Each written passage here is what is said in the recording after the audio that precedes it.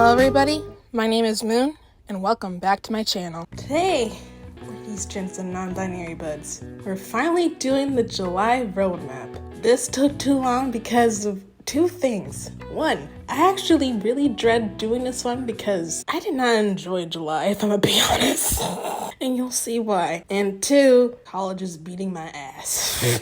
A potato flew around my room before you came. So without further ado, let's get on to the July roadmap review. Start off with the first 2 weeks.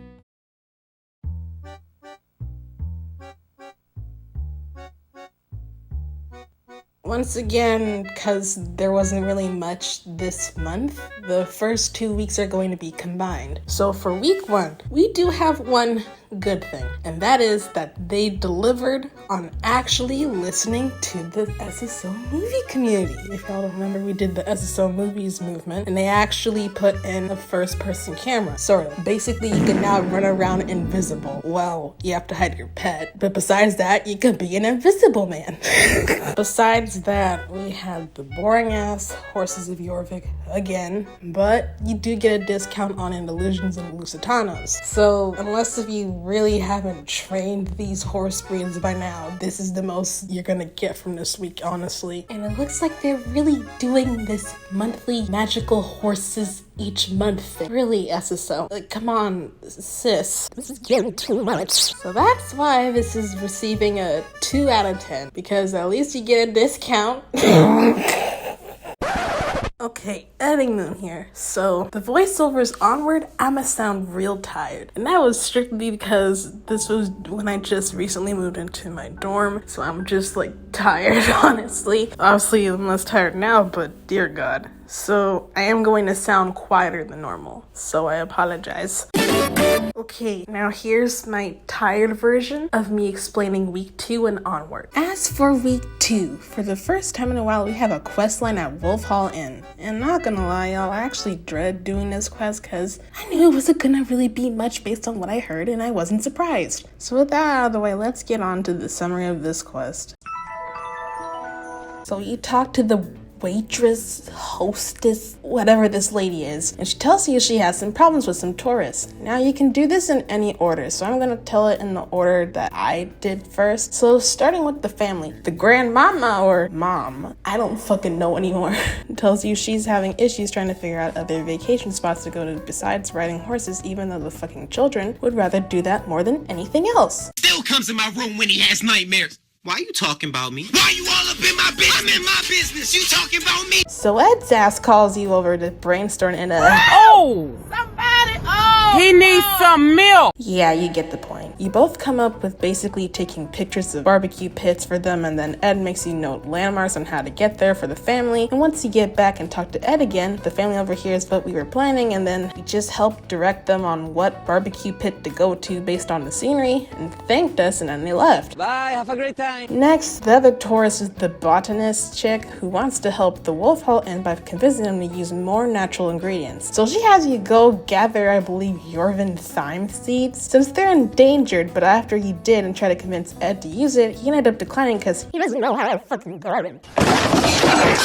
But he likes the cause botanist is going for, so he has you go to see if Mrs. Pike's ass could do anything. But she didn't know shit either. Who's the hottest Uber driver you've ever had? I never went to Uber driver. So you have the choice to either lie or be honest with the botanist. Personally, I decided to tell the truth, but it's up to you. After that, Ed wants you to do one more thing, which is take some jumping poles to the Greendale race bitch. Look, I forgot her name, okay? This is what happens when you don't touch characters that get forgotten into the abyss for a long time, okay? Then she has you do a race, which honestly, you don't really gotta jump this race. You could just weave around it. Doing the people. Oh my god. Oh my god, he on X Games mode. Oh! He needs some milk. I don't know what y'all... Ah! You better stop! Stop! Bitch, stop! brilliant. Race to silence as slow as always. Brilliant. Then you get to do another race after you talk to, I believe, the botanist again. And that girl just basically waves you over. Hey, bitch, do the race again, but different. And then you do the race again. And after all that, the hostess lady, waitress, I don't know anymore. I'm just gonna say hostess at this point. The hostess basically thanks you, and that's it. Honestly, y'all, this quest was fucking boring. The only thing I really liked about this was that Wolf Hall Inn got some love. I wish there was a little more with the tourists because we didn't really do much with them besides just running errands, and I also felt like I was expecting to see something different in terms of conflict, honestly. So with this in mind, I'm giving this 23-minute quest a 5 out of 10. It could have been better with incorporating them more than just talking to them and do chores, to be honest. Before we move on, ladies, gents, and non-binary beds, we have to pay our respects to another horse that has unfortunately got the chop block, and that is the Gen 2 American Quarter Horse, aka the very first Gen 2 horse that has ever touched this game and the first horse that could actually blink. So in honor of this horse, we shall pay its respects because the first ever Gen 2 horse I ever got was the American Paint horse Gen 2 version named Ash, and we shall pay for his brethren's respect, and he is also in honor of being in front of my home stable. So with that being said,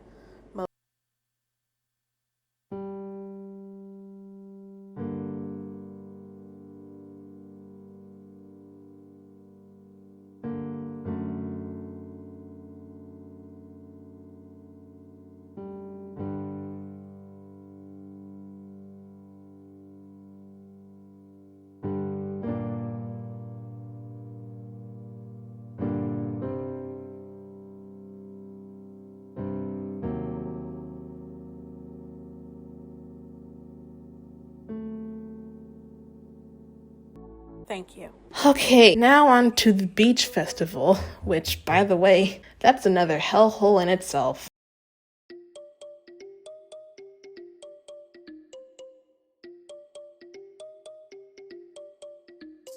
The last 2 weeks was the return of the new beach festival. To sum up the first week's story, you talk to Mayor Peanut, who lets you know about the festival and shit. Then you talk to the theater duo bitches. I forgot their names as well. I'm gonna kick myself when I realize who it is. And they basically go give you a rundown of what's there at the moment, but they also forgot to do the dance floor. Oh god. And then they also tell you that they've been suspecting James because, you know, he's always up to his money. Suspicious ways. But basically, after you set up the dance floor and then you do the new Magic Aiden race, that's really it in terms of questing for the first week. So the activities that you can do besides the 2 races, the original beach race that you've done in the previous old beach festivals and the Aiden race, you also get to do chores for Tim since he's not trying to drug you anymore with his drinks. Fishing, this was honestly a surprise. I did not expect fishing in all honesty. And of course, the party vendors in the token shops. There's not much to do besides mainly doing chores to get tokens. Compared to the previous beach festivals, this was an improvement. But since it's mainly been feeling like a chore, it's not really exciting since the only incentive to log on is to get tokens in exchange for shit. But honestly, y'all, what really stole the spotlight was the bugs. Cause Jesus Christ, the bugs in July were hell. For starters, your girl experienced once again the disco UI bug. If y'all remember from the Equestrian Festival, I experienced a similar bug. Y'all, this game. God damn. I didn't know you were trying to be a disco flow. Jesus. Well, this bug fucking returned worst way possible. Yo, it's like this shit don't like me. This ain't the first time I've seen this UI like this. It was the sad thing is it even glitching out the damn mouse, glitching out my fucking name, like shit. Yeah. On top of that, for starters, the one I also hated the most throughout this whole thing of July was random items throwing up in your fucking hands. Oh my lord. It got worse once the beach festival happened, because mind you, this has been there since the first week of July. Literally because of the fishing activity, if you leave the fishing area, like you don't call pickup or nothing, you would have a fishing pole stuck up your ass and then a fishing pole impaling your horse. Other bugs that happen includes Jesus floating on water, inverted shark reflection, swimming bars showing in the damn pool where it's supposed to be the only area where you can swim for hours, and of course, buggy inventory items. So to commemorate this huge thing, here's a bug compilation to cleanse the frustration these bugs have caused.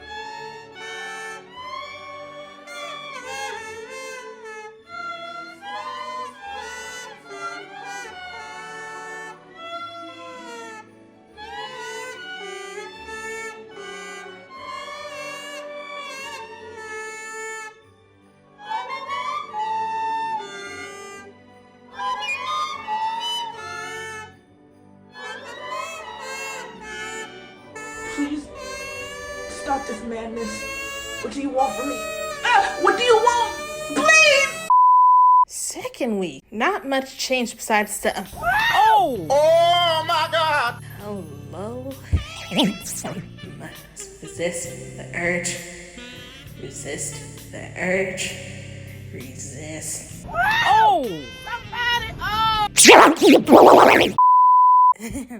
Yeah. Anyways, I do gotta appreciate this, but the quest did have a little bit of a storyline for once for the events this year. However, I do feel like it was rushed since it was very anticlimactic with becoming the ultimate wannabe Sherlock Holmes, interrogating random bitches. Why didn't you come last night? It was so fun. Victoria, you know damn well why I didn't come, so shut the hell up, you shady bitch. Confronting James and just randomly having Yitter show up for no reason. Yeah!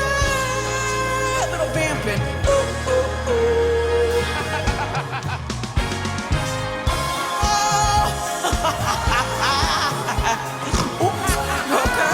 This week basically adds more chores of doing the vague lost and found with a metal detector, and then fish for a free cat for 5 days straight. Then you can stare at the bonfire as you grovel on how much time you spent grinding for shit instead of actually having fun to do in this godforsaken game. Alright, so let's get into the questionnaire portion. For the first question, I asked y'all, did the festival improve compared to the other previous Feach festivals? And we are in a slight 50-50, but more so leaning on to the hell no side. Second question, did y'all enjoy the festival? 69% of y'all said hell nah. Question 3, this is the first time I'm mentioning bugs in this case since they were so impactful, but to make sure I wasn't just hallucinating shit, I asked, did y'all experience bugs in this festival? And oh, won't you look at that? A straight 100%. I also had y'all tell me your experiences, and so far we experienced the same shit. Because especially the buggy ass UI, you have to turn to be able to actually hit the start button in order to actually do a race in this event. And as always, the final question. If the event was improved, would y'all do the event again? And it was a 50-50 of yes, and the other side was a mixture of 38% no and 12% I don't fucking know. It's making me wonder if this event system is supposed to be this funky of mainly trying to get tokens in every damn thing, because the activities feel more like a chore instead of having fun. If you look at events in other games, for example like Genshin Impact, there's at least fun shit for you to do, even though sometimes it can also murder your brain.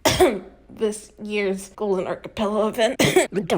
Compared to SSO events, at least Genshin doesn't feel like a chore, especially when incorporating characters you can play as in some of them. I think SSO needs to break out of their mold of only limiting to themselves to go and pick up shit and go race and shit. Start thinking of fun ways to do event activities with an incentive that's not feeling like a chore. Yes, some races are fun to do, but not most of them can feel like a chore, especially after repetition. I think trying to do mini games incorporating other controls or using more of what's in the environment could help improve events significantly more than normal, to be honest with y'all. With that being said, now on to the review portion of the whole event. Starting with the pros. It was more than getting fucking drunk from Tim's spiked margarita cocktails. I actually also liked the Aiden race since we don't really get to do shit with the water much, so it was a nice change compared to other things. Fishing had more of a purpose for once in this, and I'm talking about fishing you had to do for reputation. Yeah, that fishing. I still got severe PTSD of that. Oh my god! I also like the changes they made to the beach, especially the ramp, instead of that wonky ass staircase. It's more convenient, but the only thing I would say in critique of that is it does get in the way when you're doing champs or when you're doing the races and shit, so it would be very much appreciated if you could move it just a little bit. And lastly, I do gotta appreciate them making a storyline somewhat for the event. Even though it was anticlimactic, which I'm gonna mention this again in the cons, it was a little better. Now the cons. The fucking bugs need to burn in hell. It was a pain in the ass to where even after the hotfix, I was still unsure if they were gone or not. The UI would sometimes still pop up here and there, but it wasn't as bad. The quest was anticlimactic mainly with how it ended or how certain character interactions occurred, mainly just being on the okay, let's move on side of things. You still gotta grind for shit every day, because if you miss a day or two, you would not be able to collect every damn thing this time, and I have the math to prove it. So for the first day, you would get 32 tokens. By day 2, you would then be adding 14 each day. So up until that point, by at least a week, you would have 116 tokens. Then after doing the tokens from everything that was new, including the second part of the quest and also the new activities, it would lead you up to 151 tokens. Then going forward, it would be getting 18 tokens each day. So in total, what you would need to actually get every damn thing in the store, you would need a total of 233 tokens. Damn! The only way, if you would actually do the tokens every single day, you would be able to get everything by at least the second to last day of the beach festival event. And already in itself with the free cat, you have to do that shit once you start it, because if you at least miss a day or so, you would not be able to actually get the fucking free cat.